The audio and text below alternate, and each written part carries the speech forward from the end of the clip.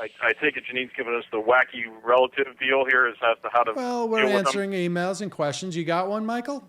Yeah, but it's a little more of an observation than a question. I think that maybe 10 years ago we could have had this conversation and made some progress. Guys, this is like World War I Maginot Line stuff. Both sides are so entrenched. Honestly, this is going to sound like such a cop-out. Don't ruin your holiday by trying to go ahead and climb the north face of Everest in your underwear. It's not going to work. Leave it alone. If they say you wear your underwear with your family at dinner? No, I take your meaning, but the thing is I don't seek it out. Believe me. It presents itself, and I don't enjoy it at all. I can't even watch news with my people, okay? Right. I got to walk out of the room. Yeah, it's painful. To that point. And it's not done necessarily from a vicious standpoint or a racist standpoint. It's done more from an ignorant standpoint and just attitudes that are shaped by events over the last 50 years. It's not going to change. And us sitting there, if somebody says something stupid about Obama over the table, I always look to myself and I tell my clients the same thing. To what end? To what end are you going to be able to change? Now, wait a second. Minds? What is it, Michael? Hold on. Let me stop you. Your clients, what is it? What do you do? I'm an attorney. Oh, okay. And so you tell your clients don't argue politics with no, what? No. Like What the judge or something? No, but for instance, if they up in a tough situation and they get it, let's say there's an abusive boss or some medical provider that's not doing what they need to do in order to provide them relief for what's going on, they can sit there and jumping up and down like Rumpelstiltskin isn't going to get it done.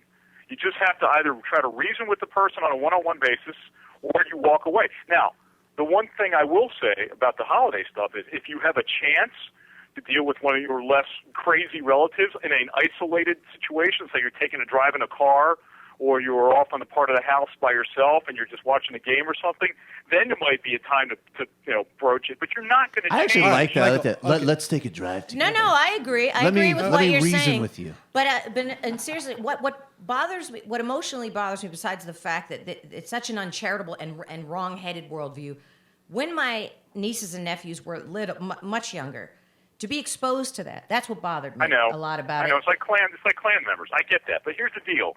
If your nieces and nephews love you and care about you, okay, then they'll listen to you down the road when they have a chance to do some critical thinking of their own. Not everybody's going to turn into the guys from Deliverance if they sit there and I didn't fear they would turn into it. And having said that, my father is a lovely guy. You know what I mean? He's a wonderful grandfather. But I would do anything for my dad. My dad was a Kennedy Democrat. I agreed with my dad on politics, but I'm not a fan of him personally. That's what happened. Yeah.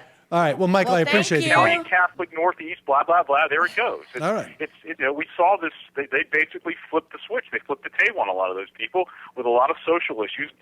But they don't got much longer to be with us. But I appreciate the phone call, Michael. Thank you. Bye. Thanks for the music, guys. Have a great holiday. All right, bye. You too. Now, let me tell you why Michael is wrong. And I didn't want to say this while he was on the phone because I know he's going to want to argue with me. But he's not wrong. He makes some good points. No, he makes some very good points. But if you do have people who are sort of on the fence, the people that he would say take them into the car. No, he's not saying take them. He's saying if you find yourself right, those people. I think it's far more effective to contemplate, like, I'm going to instigate with my crazy uncle as a way of illustrating to the less crazy people around the table just how crazy my uncle's position is. It could work, except a lot of people check out during that. The ones that are like one way or the other. They could yell like that. You're both crazy. I have never seen someone who's more art of war about Thanksgiving than you, Sam. Oh, my God. Like, it's amazing. No, and I'm not you done. reveal the enemy yeah. through exposing But I haven't even gotten into the tactics. One of the things that you do, all right, because, yes, you're right. If it's just about politics and there's an argument, then people may tune out. One of the things you do is you take like excessive amounts of salt, let's say, and put it into that person's food. Mm-hmm.